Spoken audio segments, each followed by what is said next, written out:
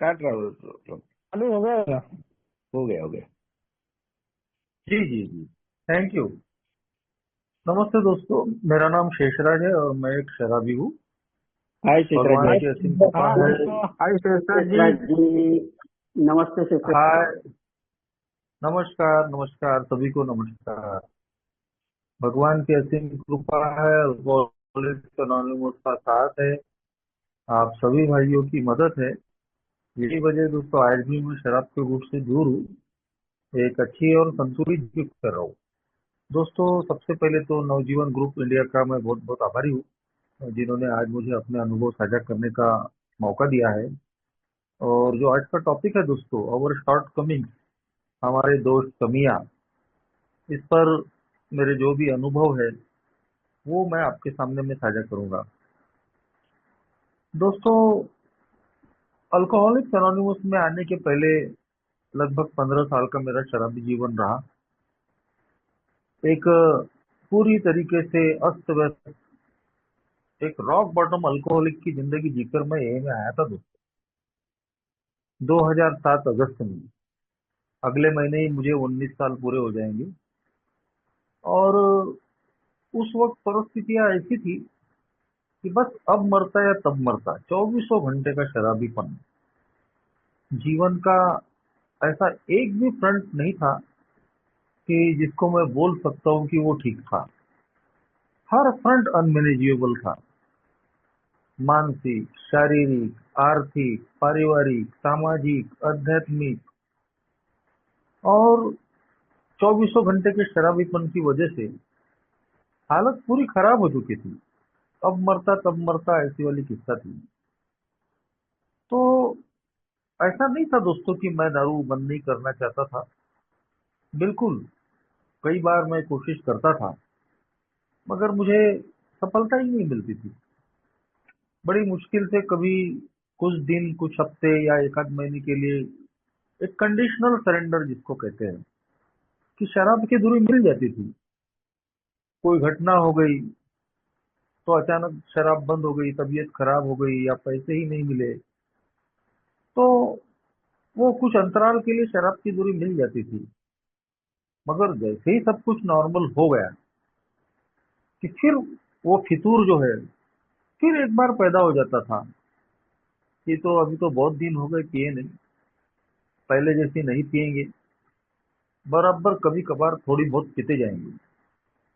और यही सोच लेके मैं फिर शराब पीता था, और वापस मेरे हाल कुछ ही दिनों में जैसे के वैसे हो जाते थे। और एक दो बार नहीं, अनगिनत बार यही हुआ। मगर मुझे समझ में ही नहीं आया दोस्तों कि मैं एक ऐसा शराबी बन चुका हूँ कि जो कंट्रोल ड्रिंकिंग नहीं कर सकता, शराब पे मेरा वश नहीं चलता, और मेरा जो जीवन अस्त व्यस्त हो चुका है, पूरा बर्बाद हो चुका है, वो शराबीपन की वजह से हो रहा है।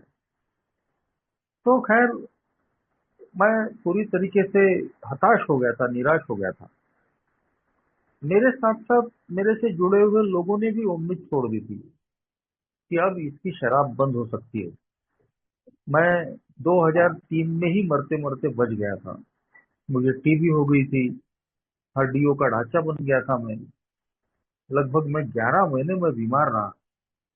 मगर दोस्तों, 11 महीने के बाद में जैसे ही मैं ठीक हुआ, काम धंधे पे गया, फिर एक बार शराब सामने में आई, और फिर वापस मेरे हाल जैसे के वैसे। और वो वही सोचकर मैंने पिया था। ये मैं भूल गया था कि अभी मैं मरण शैया से उठा हूं, मरते मरते बचा हूं।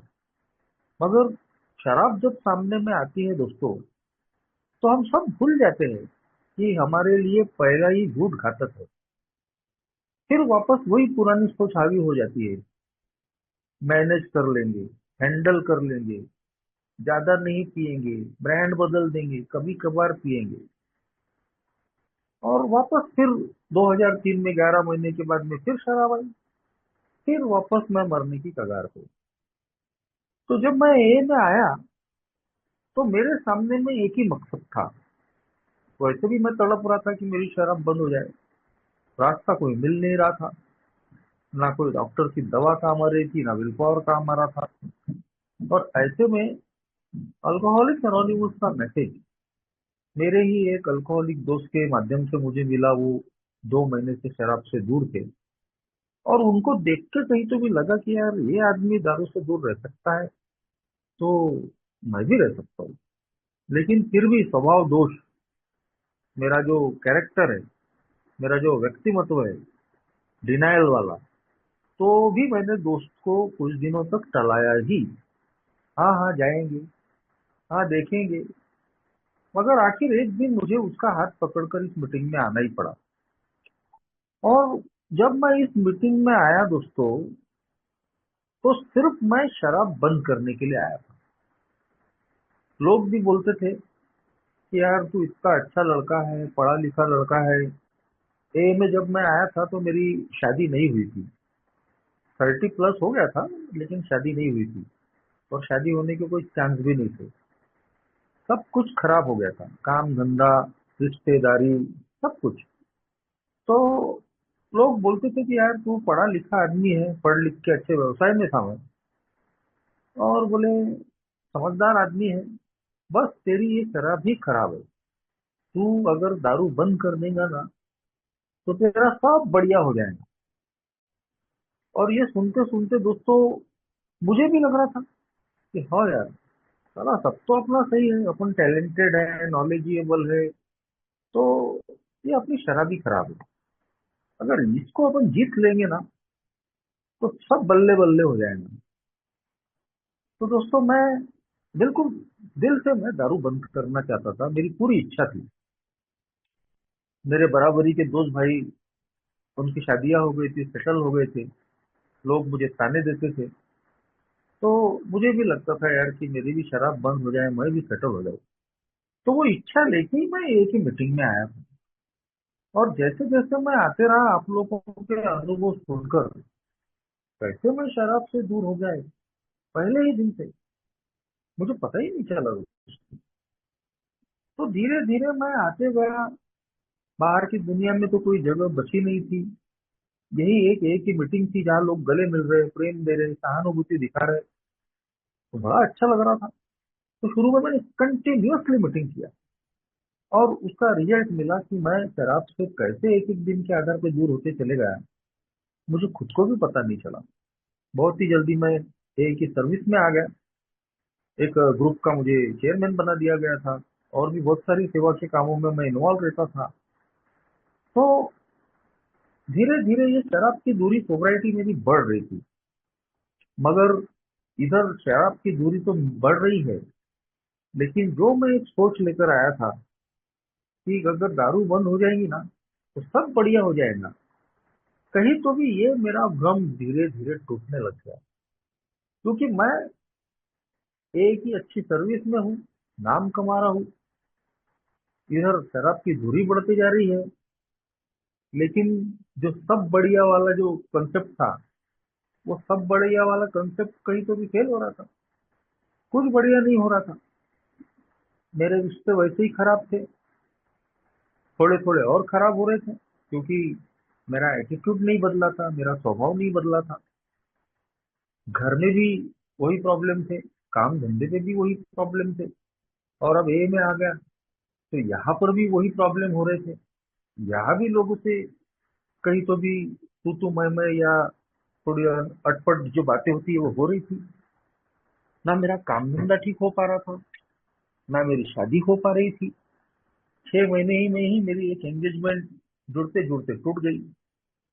तो कहीं तो भी ये जो परिस्थितियां थी, इन्होंने मुझे आखिर सोचने को मजबूर कर दिया कि सिर्फ शराब की दूरी काफी नहीं है।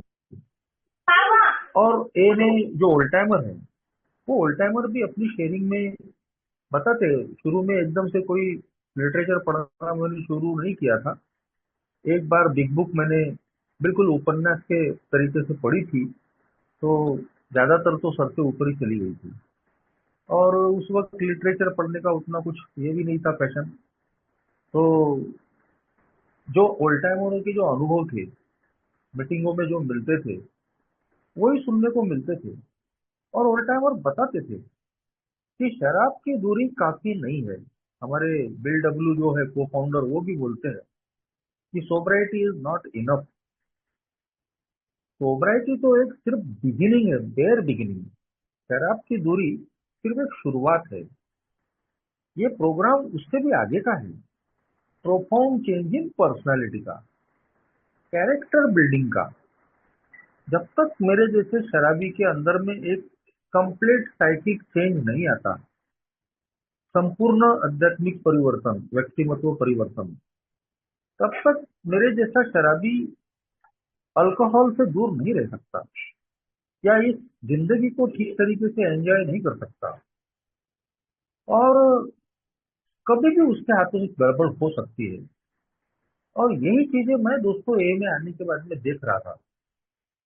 मैं शराब नहीं पी रहा था, लेकिन कहीं तो भी एक जो रेस्टलेस इरिटेबल डिसकंटेंट वाली जो चीज थी, अस्थिर था, चिड़चिड़ा था, नाखुश था, फ्रस्ट्रेट था। मैं जो चाहता था मुझे नहीं मिल पा रहा था, लोगों से मेरे संबंध खराब हो रहे थे। और उसी तरीके से मैं देख रहा था कि बहुत सारे जो लोग हैं, ए के मेंबर, वो भी अलग अलग कारणों से शराब की तरफ जा रहे थे। कोई गुस्से की वजह से शराब पी रहा था कि गुस्सा आ गया, दिमाग खराब हो गया, किसी ने कुछ बोल दिया है, चला दारू पीने। कोई इजी मनी के चक्कर में दारू पी रहा था, सट्टा, लैटरी, जुआ, दो नंबर के काम, जहां से जल्द भाई कुछ हो जाए, तो वो सीधे रास्ते से तो होगा नहीं, थोड़ा टेढ़ा टूढ़ा काम करना ही पड़ता है। और उसमें अगर फंस गए तो फिर शराब। कोई अहंकार में आके शराब पी रहा है, कुछ दिन हो गए, फिर उसको लगने लगता है कि अरे यार अभी तो दारू से दूर हो गए, अपना क्या मीटिंग करना, क्या फेलोशिप में रहना, घर देखना है, काम धंधा देखना है, प्रॉपर्टी बनाना है, भौतिक तरक्की भी तो जरूरी है। और फिर कब हम ए से दूर होते चले जाते हैं। तो ऐसे भी कुछ लोगों को देखा कि कालांतर में वो शराब की तरफ गए। कुछ सेक्स प्रॉब्लम की वजह से शराब पी रहे, मोर सेक्स। घर में बीवी है, उसके बावजूद अच्छा परिवार है, बीवी है, बच्चे है, माँ बाप है, मगर यही मोर सेक्स। और जिसकी वजह से कोई आदमी अनैतिक संबंध रख रहा है, अब उसमें फंस गया तो फिर दारू पी रहा है। ये सारे जो अनुभव है दोस्तों, ये मैंने अपनी आंखों से लिए हुए हैं, मेरे नहीं है, दूसरों के हैं। लेकिन ए का प्रोग्राम कहता है अपने अनुभव से भी सीखना और दूसरों के अनुभव से भी सीखना। तो शुरू से ही ये चीजें मैं देख रहा था, और वो मेरे लिए अलार्मिंग सिचुएशन थी कि जो दूसरों के साथ में हो रहा है वो तेरे साथ में भी हो सकता है। ठीक है, तू दारू नहीं पिया, लेकिन सारे ये जो कैरेक्टर के डिफेक्ट्स है, ये जो शॉर्ट कमिंग्स है, ये तेरे अंदर में भी मौजूद है। और बिल्कुल कोई दो राय नहीं थी दोस्तों, ये मेरे अंदर में भी मौजूद थी और आज भी है। बस उसकी तीव्रता पे कहीं तो भी एक दिन के आधार पे हमको काम करना पड़ता है। मगर आज भी कभी कभी ये जो डिफेक्ट्स है इतने तेजी से आते हैं कि इनको संभालना मुश्किल हो जाता है। हम ए में कितने भी साल रहेंगे, मगर इसका मतलब ये नहीं है कि हम संत बन गए। हम भी इंसान है, हम भी अल्कोहलिक है। और इतनी तेज गति से ये आते हैं कि कभी कभी हम उनको संभाल नहीं पाते।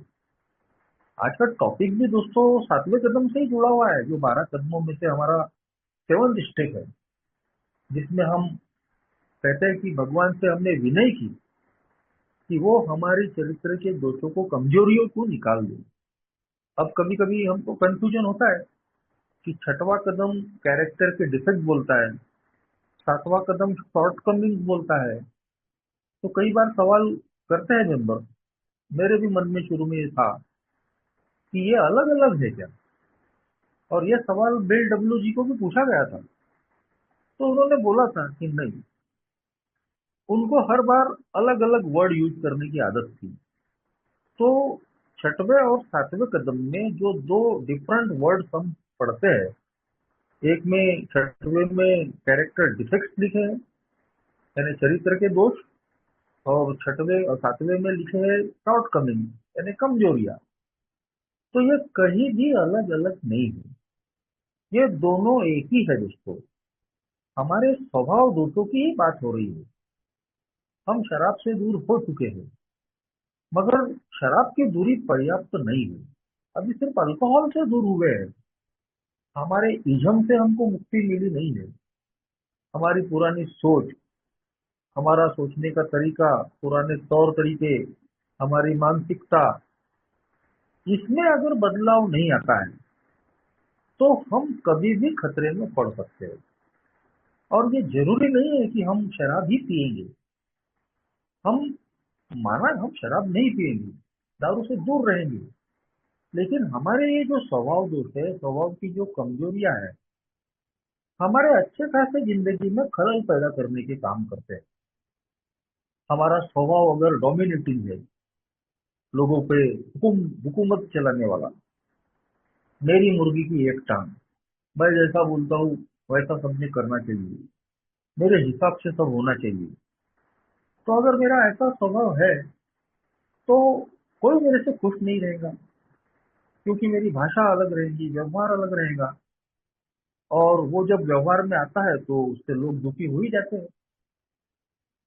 गैर जिम्मेदारी, कोई जिम्मेदारी नहीं लेना, सब दूसरों पे थोप देना, ये सारी चीजें मेरी जिंदगी में थी दोस्तों। शुरू में 2 साल, जब तक मेरी ए में आने के बाद 2 साल तक शादी नहीं हुई, मैं बिल्कुल केयरलेस था। मीटिंग की आड़ में मैं घर की जो जिम्मेदारियां होती थी, कहीं तो भी उससे भागने की कोशिश करता था। और वो कहीं तो भी इस बात से खुश थे कि मैं शराब से दूर हूँ, तो वो मुझे ज्यादा परेशान करते नहीं थे, ज्यादा बोल नहीं पाते थे। वैसे भी मेरा स्वभाव पहले से ही बिल्कुल प्रभुत्व जमाने वाला ही था, तो मेरे मुंह पर आते नहीं थे। माँ बाप ही थे बेचारे, लेकिन सुन आदमी सुनने को ही तैयार नहीं रहेगा तो सुनाएंगे क्या। कोई भी काम उन्होंने बताया तो मीटिंग का बहाना कर लो, नहीं नहीं मुझे वो काम है, नहीं नहीं मुझे वो काम है। कोई भी सामाजिक काम कार्य रहे तो उसमें भी मेरा कोई योगदान नहीं रहता था। तो मुझे याद है कि शुरू के दिनों में मेरे पिताजी ने एक बार बोल भी दिया, क्या मीटिंग मीटिंग, हमेशा मीटिंग मीटिंग लगा के रखता है। अब यही बात हो गई कि ए में आने के पहले दारू दारू दारू दारू थी, और ए में आने के बाद में मीटिंग मीटिंग मीटिंग मीटिंग चल रही है। हम जैसे शराबियों के लिए मीटिंग जरूरी है, लेकिन इसका मतलब ये भी तो नहीं है ना कि हम अपनी घरेलू या सामाजिक या और कोई भी पारिवारिक जिम्मेदारियां है, कहीं तो भी उससे मुंह मोड़ के भागे। हमको वो भी निभाना है, हमको वो भी निभाना है। लेकिन ये मेरे स्वभाव दोष थे, मेरे स्वभाव की कमजोरियां थी कि मैं मेरे मन का राजा था, मैं मेरे हिसाब से जी रहा था। उसमें दूसरों के बारे में कोई सोच नहीं थी, दूसरों के बारे में कोई ख्याल नहीं था, वो संवेदनशीलता ही नहीं थी। और ब्लेमिंग नेचर था, दूसरों पे दोष लगाना। मेरी जिंदगी में जो भी कम ज्यादा हुआ तो उसका दोष भी दूसरा। अपने ऊपर उंगली छोड़कर मैं पूरी दुनिया पे उंगली उठाता था। मेरी बर्बादी के लिए जिम्मेदार मेरे पिताजी, क्योंकि वो भी शराबी थे। मुझे जो चाहिए था, जो वातावरण मिलना चाहिए था, उनकी वजह से नहीं मिला। माँ पे खुन्नस, माँ पे गुस्सा, क्योंकि ऐसा लगता था कि वो उनका सपोर्ट करती है। दोस्त, पड़ोसी, रिश्तेदार के खुन्नस, वो मेरे बारे में मेरी बदनामी करते, मेरा जिक्र करते, मेरी शराब के बारे में बोलते। अब जैसे तैसे मैं ए में आ गया हूँ, ये ए में भी वही था। यहाँ भी मैं अपने होम ग्रुप में, बाद में सर्विस के और भी जगह में जा रहा हूँ, वहां भी वही चीजें। सब लोग गलत, मैं बिल्कुल सही, मेरे हिसाब से होना चाहिए, मैं जैसा बोलता हूँ वैसा होना चाहिए, हर चीज में मिन मेट निकालना, और बात करने का लहजा अलग। कहीं तो भी मेरे स्पॉन्सर ने मुझे एक दो बार समझाया, कई बार बोले, हमारा उद्देश्य अच्छा होता है किसी बात को कहने का, लेकिन अगर कहने का तरीका अगर गलत है तो वो कहीं तो भी काम बिगड़ जाता है। अच्छे के लिए मैं बोल रहा हूँ, लेकिन मेरा बात करने का अगर लहजा और तरीका गलत है तो वो आगे वाले को नाराज कर देगा, आगे वाले को चोट पहुंचाएगा। और यही चीज मेरे से बहुत होती थी दोस्तों, आज भी कभी कभी हो जाती है। एक तो मेरा जो शॉर्ट टेम्पर्डनेस है, यानी अचानक गुस्से में आ जाना और भड़क जाना, कहीं तो भी आज थोड़ी बहुत कमी आई है, मगर अभी भी कभी कभी हो जाता है। तो उससे कई बार लोगों से मेरे संबंध खराब हो जाते थे। मेरे होम ग्रुप में एक दो मेंबरों ने ग्रुप छोड़ दिया, क्योंकि मुझे ऐसा लगता था, देखो मैं कितनी सेवा कर रहा हूँ, मैं कितना अपना ग्रुप के लिए काम कर रहा हूँ, ये में इन्वॉल्वमेंट दे रहा हूँ, और साला ये लोग देखो, ये एक काम नहीं करते, एक मदद नहीं करते सेवा की। लेकिन मैं उस वक्त ये भूल जाता था कि भाई उनका काम करने का तरीका अलग है, मेरा काम करने का तरीका अलग है। उनका काम धंधा अलग प्रकार का है, मेरा काम धंधा अलग प्रकार का है। लेकिन मैं तो अपने ही अहंकार में था। और जिससे दोस्तों दो तीन लोगों ने, कई तो मैं जिस होम ग्रुप में मैं था वो होम ग्रुप छोड़ दिया। बाद में मैं इंटर ग्रुप में जा रहा हूँ, वहां भी वही चीजें। फेलोशिप में काम कर रहा हूँ, वहां भी वही चीजें। तो ये सारी जो चीजें थी, ये चीजें कहीं तो भी बता रही थी कि मैं सिर्फ शराब से मैं दूर हूँ, मैं अपने ऊपर में काम नहीं कर रहा हूँ। और इसकी मैं दारू तो नहीं पी रहा हूँ, लेकिन मैं अंदर से खुश नहीं हूँ। अल्कोहलिक्स एनोनिमस का प्रोग्राम जॉय ऑफ लिविंग देने का है, जीने का आनंद, हैप्पी जॉय फ्री, खुश, आनंदित, मुक्त। लेकिन ये मैं तब तक नहीं हो सकता दोस्तों, जब तक मैं अपने आप को बदलूंगा नहीं, जब तक मेरे पुराने तौर तरीके, विचार, काम करने की पद्धति, सोचने की पद्धति नहीं बदलेंगी, तब तक मैं इस जीवन को एंजॉय नहीं कर पाऊंगा। मैं लोगों से दोस्ताना याराना जो संबंध है वो कायम नहीं रख पाऊंगा। और यही चीजें हो रही थी कि ए में आने के बाद में भी मेरे रिलेशनशिप जो थे वो खराब हो रहे थे। जैसे तैसे 2 साल के बाद, अब 2 साल तो और उसके पहले भी माँ बाप ने सहन कर लिया, क्योंकि उनको मेरे सिवा कोई नहीं और मेरे को उनके सिवा कोई नहीं। एक तो अकेला लड़का, जाएंगे तो जाएंगे कहाँ।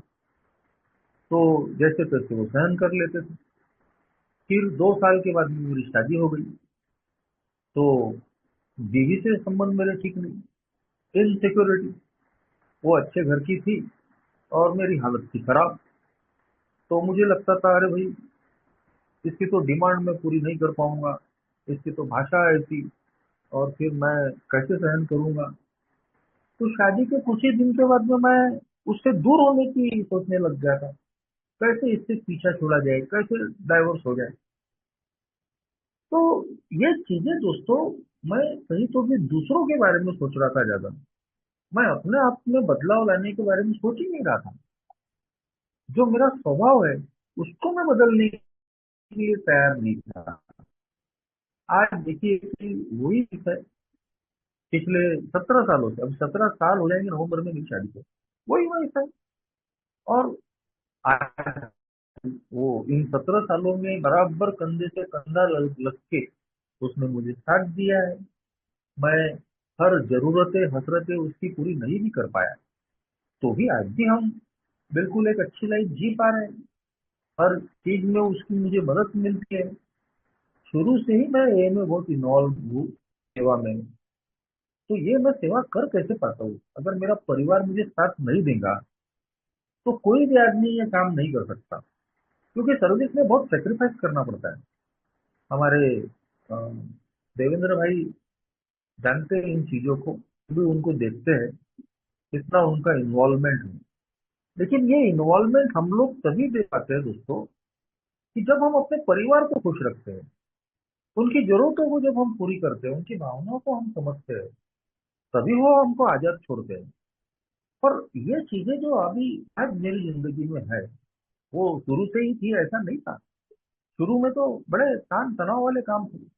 बस मैं ए में आके बड़ी बड़ी बातें कर रहा हूँ, लेकिन घर में जाने के बाद में वो बीवी मुंह फुला रही, मैं इधर मुंह फुला रहा, दोनों में पट नहीं रही। और कभी गाली गलौज तो हमने किए नहीं, ना कभी मैंने हाथ नहीं उठाया अपनी वाइफ से। लेकिन वही जो शाब्दिक जो चीजें होती थी, वाद विवाद, बड़े होते हैं, और फिर वो अ, बातें नहीं करना, भाषा यानी अलग तरीके की। तो ये जो है, ये मेरी जिंदगी में शुरू शुरू में फैमिली लाइफ में काफी हुआ है। जिम्मेदारियां बढ़ रही थी, 2 साल के बाद में लड़की हुई, तो वो कहीं तो भी उसके तनाव आने लगे, फाइनेंशियल प्रॉब्लम्स थे। लेकिन मैं जब अपने आप पे काम नहीं कर रहा था, अपने स्वभाव दोषों पे काम नहीं कर रहा था, अपने खुद को बदलने की जब मैं कोशिश नहीं कर रहा था, तो मैं देख रहा था दोस्तों की ये जो सारी चीजें हैं, कुछ ज्यादा तकलीफ देह हो रही है। मैं सिर्फ शराब से दूर हूँ, लेकिन जब मैंने दोस्तों 4 साल की सोब्रिटी के बाद इन चीजों की गंभीरता को मैंने जाना कि यदि मुझे परमानेंट सोब्रिटी चाहिए, मैं कभी दोबारा शराब नहीं पीना चाहता हूँ। प्रोग्राम तो एक ही दिन का है, आज के ही दिन का, लेकिन हमारा गोल उद्देश्य हमको रखना ही पड़ता है। एक का प्रोग्राम हमको अपना गोल उद्देश्य फिक्स करने से रोकता नहीं। प्रोग्राम जीना एक दिन का है, लेकिन हमारी सोच, हमारा उद्देश्य लॉन्ग लाइफ ही है, कि मैं अभी इसके बाद कभी पीना नहीं चाहता, और मैं अपनी जिंदगी को बेहतर उम्दा बनाना चाहता हूँ।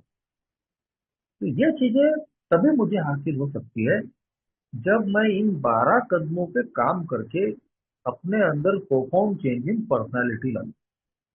ये 12 कदम ही मुझे नम करने वाले हैं, मेरे अंदर में विनम्रता लाने वाले हैं, क्योंकि मैं एक अव्वल दर्जे का इगोइस्ट पर्सनालिटी का इंसान हूँ। कूट कूट के घमंड भरा है मेरे अंदर में, और वो जो मेरा अहंकार है, मेरा जो प्राइड है, वो ही दोस्तों मुझे कहीं तो भी प्रेरित करता है कि लोगों को डोमिनेट करो, अपना मकसद हासिल करने के लिए कुछ भी करो, किसी को मत सुनो, अपने ही चलाओ। और उस ईगो के ही चक्कर में और भी बहुत सारी गलतियां हमारे हाथों से हो जाती है।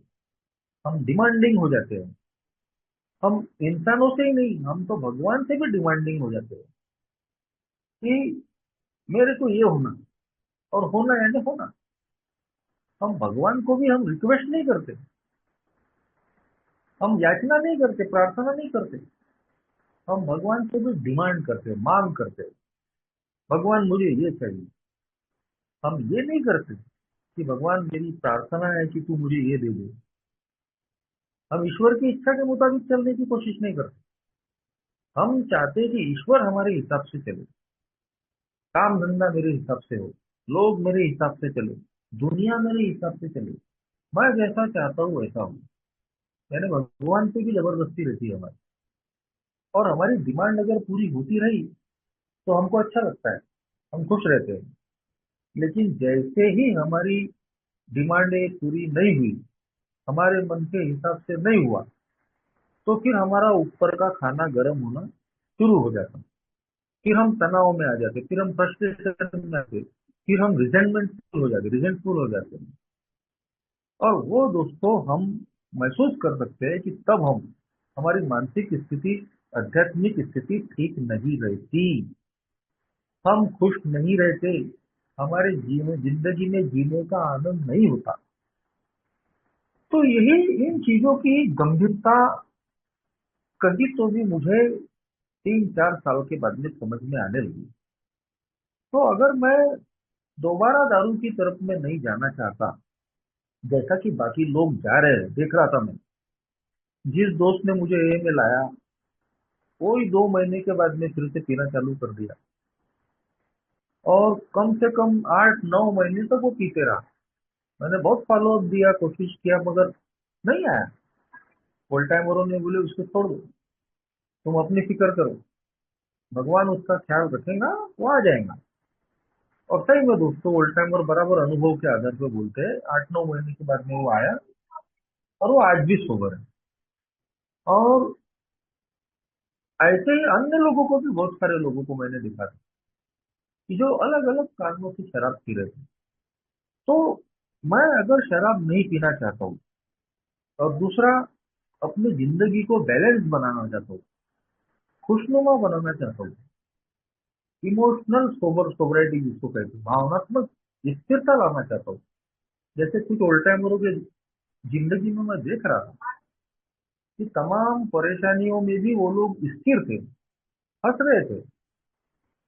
अगर मैं उनसे मिसबिहेवियर भी करूँ कहीं, कुछ ओल्ड टाइमरों के साथ में मैं उलझता था, कहीं तो भी उनकी गलतियां निकलने की कोशिश करता था, मगर वो मेरे पे पलटवार नहीं करते थे।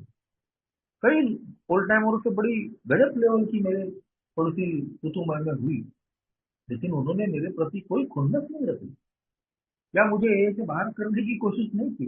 कोई ए का मेंबर दूसरे ए मेंबर को चाहे कुछ भी हो जाए ए से बाहर होता हुआ नहीं दिखता, उसकी कभी ये इच्छा नहीं रहती कि कोई ए का मेंबर उसने मेरे को कुछ किया या बोला तो उसका बुरा हो जाए या वो बाहर निकल जाए या दारू पी ले।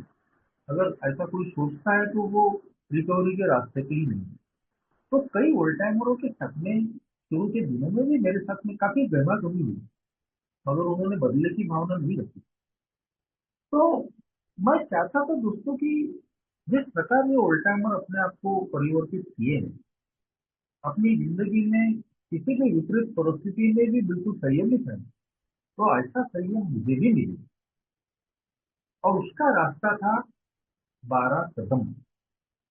तो पहले 2 कदम लेके मैं शराब से तो दूर था, लेकिन अब मुझे अगर भावनात्मक स्थिरता चाहिए, इमोशनल सोब्रिटी चाहिए, मेरे अंदर में बदलाव चाहिए, मैं अपने आप को बदलना चाहता हूँ, पुराने तौर तरीके बदलना चाहता हूँ, तो उसके लिए मुझे बहुत जरूरी था कि चौथे पांचवें छठवें सातवें कदम पे मैं काम करूं। डॉक्टर बाब इसको कहते हैं हाउस क्लीनिंग। ये जो कदम है, ये हाउस क्लीनिंग के कदम है, घर की सफाई। जैसे हमारा घर अच्छा रहे, साफ सुथरा रहे, उसमें हमको आनंद है, तो हम उसको साफ करते हैं। कचरा जो रोज जमा होता है उसको अपना सफा करना पड़ता है। और घर अगर स्वच्छ है, साफ है, तो उस घर में आनंद आता है। तो ठीक वैसे ही हमारा मन भी है दोस्तों। हम अंदर से पूरे गंदगी से, गंदे विचारों से भरे हुए थे। कई प्रकार के पाप, गलत चीजें जो हमारे मन के अंदर में दबी हुई, भरी हुई थी, हमारे गहरे रहस्य, गहरे राज, पुराने गलतियां। तो अल्कोहलिक्स एनोनिमस का प्रोग्राम कहता है कि क्लीन हाउस, अपने घर को साफ करना। मन का जो घर है, जब हम उसको साफ करते हैं, तब दोस्तों अंदर से आनंद आता है। और इसीलिए चौथा कदम कहता है अपनी नैतिक जीवन की छानबीन करना, लिखना कि क्या क्या मेरे अंदर में स्वभाव दोष है, किस प्रकार की हरकतें, गलत काम में करके आया हूँ। और वो सब चौथे कदम में लिखने के बाद पांचवें कदम में उनको कबूल करना, अपने आप से, भगवान से, और सबसे अहम बात है एक अन्य व्यक्ति के साथ में। तो ये 4 साल के बाद में मैंने अपना एक स्पॉन्सर बनाया कदमों के लिए, और उनके मार्गदर्शन में मैंने अपने आत्मजीवन की छानबीन की, मोरल इन्वेंट्री ली, सब लिखा। पांचवें कदम में उनके सामने में सब कुछ मैंने शेयर किया। और वहां मुझे पता चला दोस्तों कि मैं कितने भयंकर स्वभाव दोषों से भरा हुआ हूँ, कैसी चरित्र की कमजोरियां मेरे अंदर में है। और वो इतनी खतरनाक है कि वो मुझे 2 मिनट में दारू पिला सकती है। जैसा मैंने बाकी लोगों को पीते हुए देखा, तो एक आध दिन मेरा भी तबला बजने वाला था। घमंड था मेरे अंदर में, अपने आप को कुछ ओमनी पोटेंस की भावना, मैं अलग हूँ, विशेष हूँ बाकी लोगों से। पीने के दिनों में भी थी, ए में आने के बाद में भी घमंड आता है, सोबराइटी का घमंड। मैं बाकी लोगों से ज्यादा जानता हूँ, मुझे ज्यादा नॉलेज है। मेरी ग्रुप मैंने बनाया, इनको सोबर मैंने किया, इनको मैसेज मैंने दिया। तो ये भी एक वे में आने के बाद आता है। मैं इतने मैसेज देता हूँ, मैं जिसको भी मैसेज देता हूँ वो सोबर हो जाता है। अनगिनत अलग अलग प्रकार के घमंड हमारे अंदर में रहते हैं। किसी को अपनी पर्सनालिटी का घमंड रहता है, रहते हैं हमारे अंदर में बहुत सारे अच्छे गुण रहते हैं, उनका भी घमंड आ जाता है हमको। अच्छी शेयरिंग का, अच्छा गाने का, अच्छा लिखने का, अनगिनत। तो मैं बहुत ही भयंकर तरीके के घमंड से भरा हुआ था, इसीलिए तो डोमिनेट था ना। डोमिनेट पर्सनैलिटी थी मेरी, लोगों को दबाव में रखने की, लोगों को अपने हिसाब से चलाने की। इसमें कोई शक नहीं कि सेक्स से प्रॉब्लम था, कोई इनकार नहीं कर सकता। एक ही बिग बुक में चैप्टर 5 में ही लिखा है, ऐसा कोई भी दुनिया में इंसान नहीं है कि जिसको सेक्स की समस्या ही ना हो।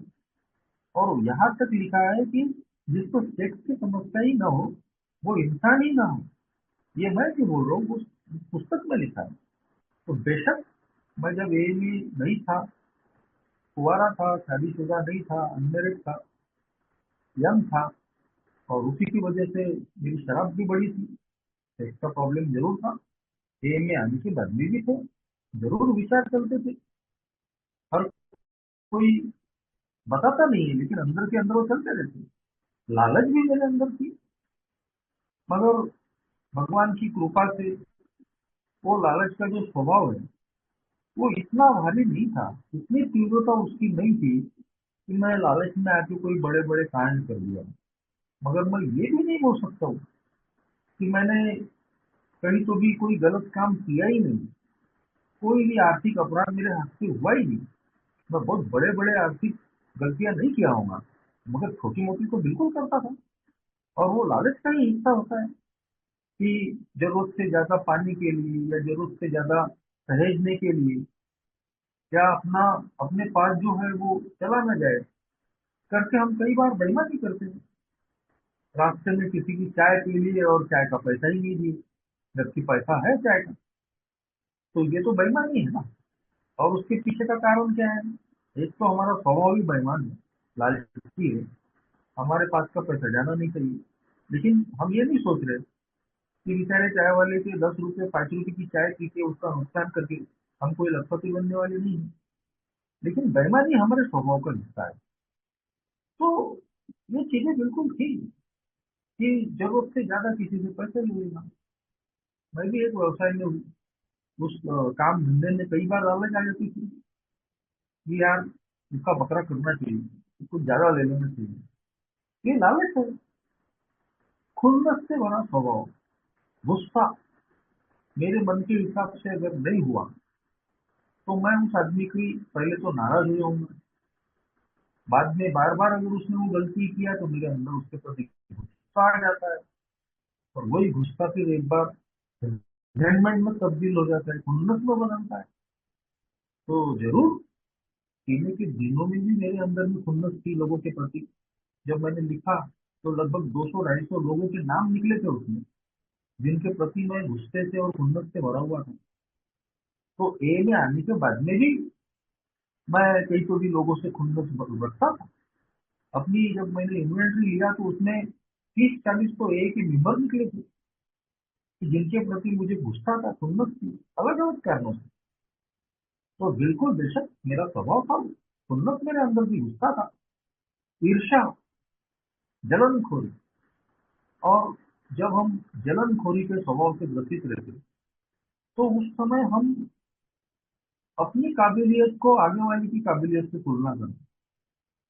और उसमें होता ये है कि हम आगे वाले को कहीं तो भी बदनाम करने की कोशिश करते हैं कि कोई मेरा दोस्त अगर सफल हो गया है, कुछ हासिल किया है, दोस्त बोलो, पड़ोसी बोलो, या कोई ए का मेंबर भी बोलो, उसकी तारीफें कोई कर दे तो मैं सहन नहीं कर सकता। और तुरंत मैं बोल देता हूँ, अरे नहीं नहीं, तुमको क्या मालूम, वो आदमी जो इतनी तरक्की किया तो उसके पीछे का कारण तुमको मालूम है क्या? अरे वो 2 नंबर का काम करता है, तो गलत काम करते हुए हुआ है, मेरा ऐसा है क्या? अब ऐसे में मैं उस आदमी की चारित्रिक हत्या कर रहा हूँ, कैरेक्टर असैसिनेशन जिसको कहते हैं। एक तो हत्या होती है कि किसी को हम किसी हथियार से मारते हैं, मगर दूसरी हत्या होती है उसकी चारित्रिक हत्या कर लेना, उसकी निंदा चुगली करना, उसके बारे में गलत चीजें फैलाना। ये भी एक प्रकार की किसी व्यक्ति की, इंसान की चारित्रिक हत्या होती है कि उसके पीठ पीछे उसकी बुराई कर दूं, उसके बारे में गलत चीजें फैला दूं। तो ये कहाँ से आता है? ये हमारा स्वभाव दोष है, निंदा चुगली करना, गॉसिपिंग करना। और ये में गॉसिपिंग इतनी खतरनाक होती है कि किसी की जान जा सकती है। मान लीजिए कि हम एक ए मेंबर की बातें दूसरे ए मेंबर के साथ में कर रहे हैं, जो उसने बड़े यानी ओपन माइंड से शेयर किए, विश्वास करके शेयर किए।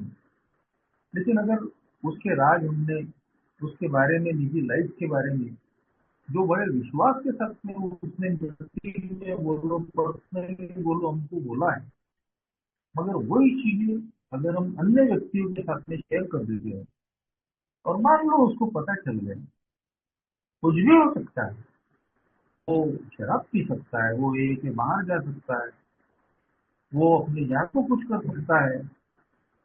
कई ए के मेंबरों से मैंने सुना हूँ कि ऐसी चीजें हुई हैं कि लोग ए के बाहर चले गए तो वो वापस नहीं आए। उनको लगा कि यार हमारा विश्वास तोड़ा गया, कहीं तो भी हमसे क्या क्या शब्द है, वो कि विश्वासघात किया है। तो ये मेरा स्वभाव का दोष है। ऐसे ही अनगिनत छोटे छोटे और बड़े बड़े स्वभाव दोषों से मैं घिरा हुआ हूँ।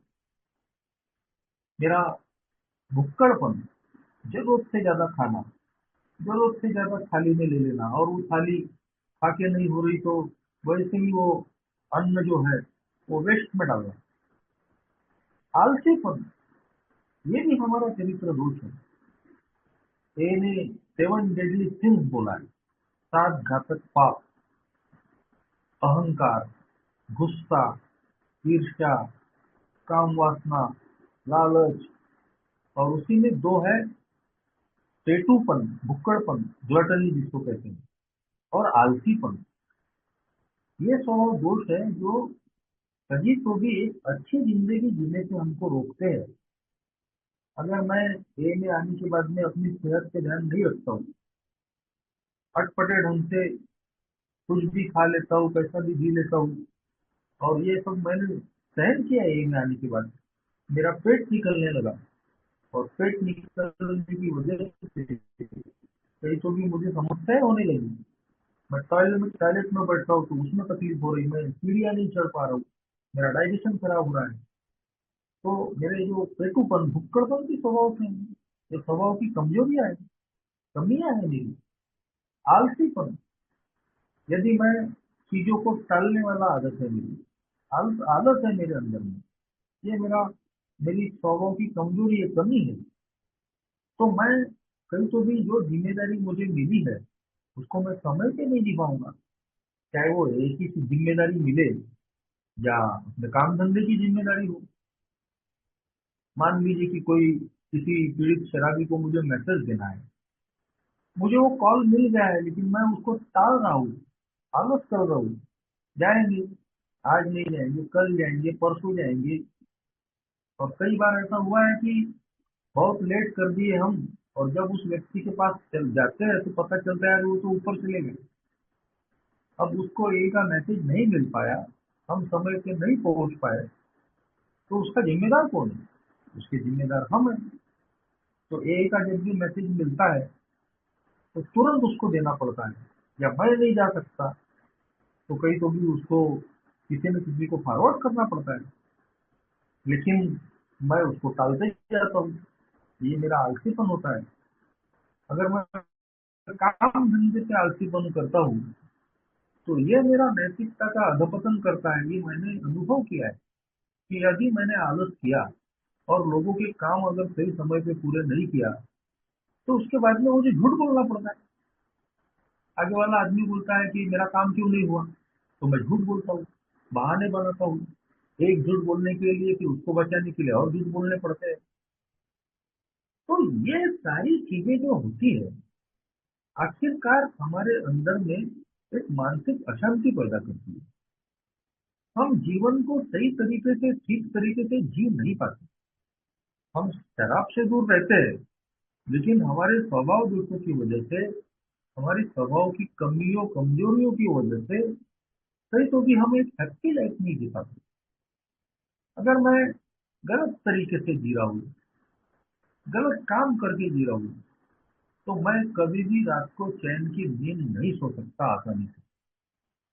और जब मैं चैन की नींद नहीं सो रहा हूँ, करवट बदल रहा हूँ, डरा हुआ हूँ, यदि मैं कोई भी गलत काम करता हूँ तो उसकी आध्यात्मिक पनिशमेंट यही है कि मैं निडर नहीं रहता हूँ, मैं स्थिर नहीं रहता हूँ, मैं डरा हुआ रहता हूँ, मैं अस्थिर रहता हूँ। गलत काम की यही एक बड़ी पनिशमेंट होती है। मैं रात को चैन की नींद नहीं सो सकता, मुझे करोड़ बदलनी पड़ती है। तो अल्कोहलिक्स एनोनिमस का ये जो प्रोग्राम है, इन 12 कदमों के माध्यम से कहीं तो भी दोस्तों हमारे अंदर बदलाव लाने की प्रक्रिया लाता है। चौथे पांचवें कदम में जब मैंने अपनी इन्वेंट्री ले ली, अपनी गलतियों को मैंने स्वीकार कर लिया, उसके बाद में छठवां कदम कहता है कि इन चरित्र के दोषों को, स्वभाव की कमजोरियों को निकालने के लिए अब हम तैयार हो गए। बीमारी समझ में आ गई, प्रॉब्लम समझ में आ गया, लेकिन अगर हम उस बीमारी को ठीक करने के लिए तैयार नहीं होंगे, उस समस्या को हटाने के लिए तैयार नहीं होंगे, तो फिर कोई फायदा नहीं होने वाला। चौथे पांचवें कदम में हमको समझ में आ जाता है कि हमारे चरित्र के दोष क्या है, उनकी तीव्रता क्या है। ठीक है कि सारे के सारे जो चरित्र के दोष है वो हमारे अंदर में पावरफुल नहीं रहेंगे। किसी का कोई कोई दोष पावरफुल रहता है, किसी का कोई कोई दोष पावरफुल रहता है। तो हमको उनको हटाने के लिए तैयार होना ही पड़ता है। मगर हमको हमारे दोस्तों से प्यार होता है, हम उनको छोड़ना नहीं चाहते। अरे क्या होता है यार, मैं अगर गुस्सा आ जाता है मैं किसी को बोल देता हूँ, अच्छे के लिए तो बोलता हूँ ना। गाली इसलिए दिया मैंने क्योंकि वो आदमी ने काम ही वैसा किया। मैं अपने आप को जस्टिफाई कर दे रहा था, लेकिन मैं ये स्वीकार नहीं करता कि गलती मेरी है।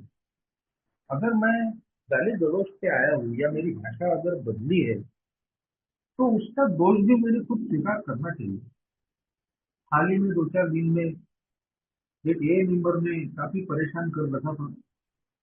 व्हाट्सएप ग्रुपों में लगातार लगातार वो सेवा से संबंधित कुछ मैसेजेस मेरा नाम ले लेके करता, और उसकी वजह से मेरा इरिटेशन ऐसा बढ़ गया कि एक दिन मैंने फोन करके उसको थोड़ा ऊंची आवाज में बात किया, और उसे गुस्से गुस्से में एक शब्द मेरे मुंह से गलत निकल गया। वो कोई गाली नहीं थी, लेकिन जो शब्द मैंने यूज किया वो भी बराबर नहीं था। और फिर उसने उसकी सारी रिकॉर्डिंग करके सब ग्रुपों में भी डाल दिया। तो मैं कुछ नहीं कर सका उसको। और मेरा प्रोग्राम मुझे बताया कि जान दो, लेट गो लेट गॉड, गलती अपनी से भी हुई। और मेरी कमजोरी मुझे पता चल गई कि 19 साल के बाद में भी मैं गलती कर सकता हूँ।